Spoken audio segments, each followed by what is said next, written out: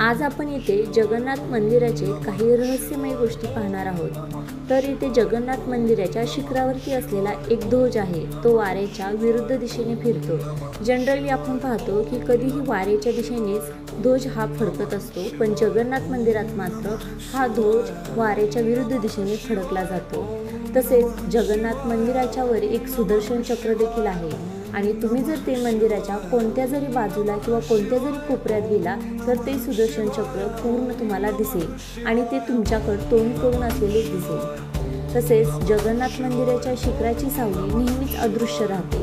तिथे असलेल्या बिल्डिंग, घर किंवा माणूस यांच्या सगळ्यांच्या सावल्या भर दुपारी आपल्याला पाहायला मिळतात, पण जगन्नाथ मंदिराच्या शिखराची सावली आपल्याला कधीही पाहायला मिळत नाही, ती प्रत्येक वेळेस अदृश्यच असते। तसेच जेव्हा तुम्ही जगन्नाथ मंदिरात प्रवेश कराल तेव्हा तुम्हाला बाजूला असलेल्या समुद्राचा आवाज देखील येईल, पण जेव्हा तुम्ही जगन्नाथ मंदिराच्या आतमध्ये एक पाऊल ठेवताल तेव्हा तुम्हाला हा समुद्राचा आवाज पूर्णतः बंद येईल। तसेच तुम्ही बाहेर असताना तुम्हाला मृतदेह जळलेला वास देखील येईल, पण जेव्हा जगन्नाथ मंदिराच्या आतमध्ये एक पाऊल टाकाल तेव्हा हा वास देखील दूर होईल।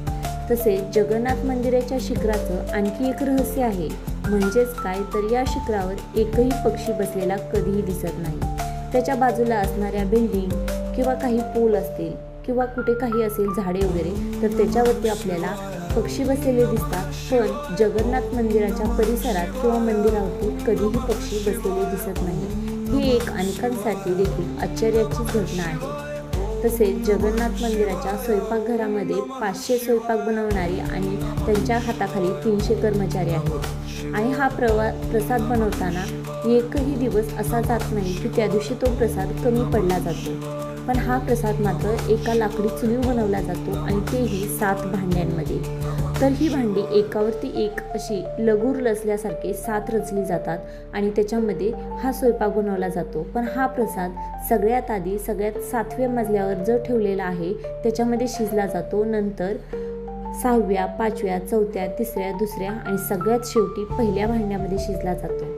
तसेच जगन्नाथ मंदिराचं आणखी एक वैशिष्ट्य आहे, जेव्हा आपण मंदिरामध्ये लाखोनी प्रवास केला जातो, म्हणजेच लाखो भाविक आले जातात, तरी देखील हा प्रसाद कमी पडत नाही, पण जसे मंदिराचे गेट बंद होण्याची वेळ येते तसा हा प्रसाद कमी होत जातो आणि शेवटी संपतो, पण वाया मात्र कधीही जात नाही आणि कमी देखील कधीही पडत नाही। जगन्नाथ मंदिराचे आणखी एक वैशिष्ट्य आहे, जेव्हा मंदिर आपल्याला बंद व्हायची वेळ येते अशा वेळेस या मंदिरामध्ये प्रसाद थोडा देखील शिल्लक राहत नाही।